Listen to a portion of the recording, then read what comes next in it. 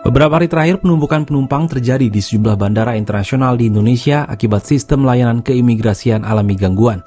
Gangguan terjadi akibat server Pusat Data Nasional atau PDN Kementerian Komunikasi dan Informatika bermasalah. Muncul spekulasi penyebab gangguan karena adanya serangan siber atau ransomware. Peristiwa ini memunculkan pertanyaan publik, apa yang sebenarnya terjadi dan seberapa tangguh keamanan sistem pelindungan data ataupun keamanan di dalam negeri? Pada Kamis 20 Juni 2024 terjadi gangguan pada PDN yang berdampak pada sejumlah layanan publik, salah satunya layanan keimigrasian. Bahkan hingga Sabtu 22 Juni, sistem keimigrasian di Bandara Internasional Soekarno-Hatta masih mengalami gangguan.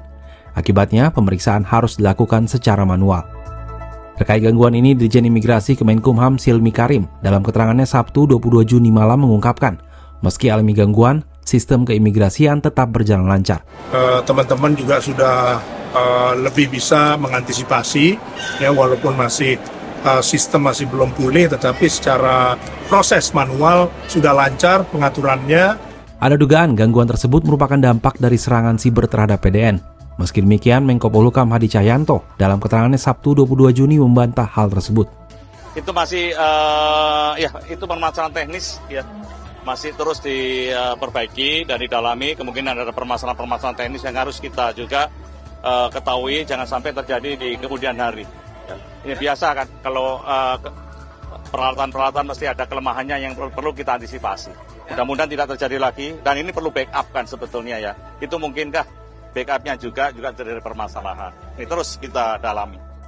Meski belum ada bukti, namun jika benar ada serangan siber terhadap PDN, hal ini tentunya perlu mendapat perhatian serius.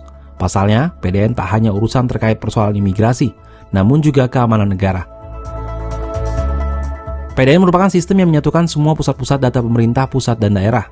PDN berfungsi sebagai tempat penempatan, penyimpanan, pengolahan, serta pemulihan data. Fasilitas ini mengintegrasikan sekitar 27.000 aplikasi server di 630 instansi atau 150.000 satuan kerja di pemerintah pusat dan daerah. Tak heran jika banyak layanan pemerintah yang terganggu akibat peristiwa ini.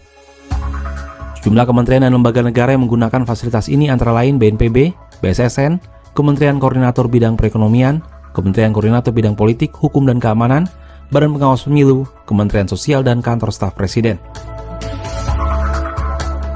Pengamat siber Pratama Persada dalam keterangannya kepada Kompas Minggu 23 Juni mengungkapkan, adanya gangguan terhadap PDN yang membutuhkan waktu lama bukanlah persoalan teknis semata, melainkan adanya dugaan serangan ransomware. Sehingga pemerintah perlu mengambil langkah serius untuk mengatasi persoalan ini. Kalau benar ini disebabkan karena peretasan, kita tahu bahwa banyak sekali data-data masyarakat, data-data pribadi, pemilik paspor yang disimpan di dalam sistem imigrasi.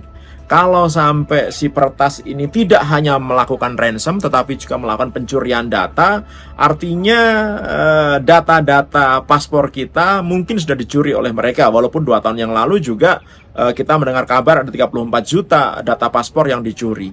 Tetapi yang lebih menakutkan lagi sebenarnya kalau ternyata banyak kementerian lembaga, institusi pemerintah yang meletakkan datanya di Pusat Data Nasional ini walaupun sementara, kemudian mereka juga mengalami serangan yang sama karena kemarin juga LKPP mengalami gangguan dan indikasinya juga sama. Kalau sampai semua data kementerian lembaga terkena serangan ransom ini, waduh, ini hal yang sangat membahayakan. Kenapa? Karena layanan kepada masyarakat tentu saja akan terganggu dan ujung-ujungnya masyarakat yang akan dirugikan.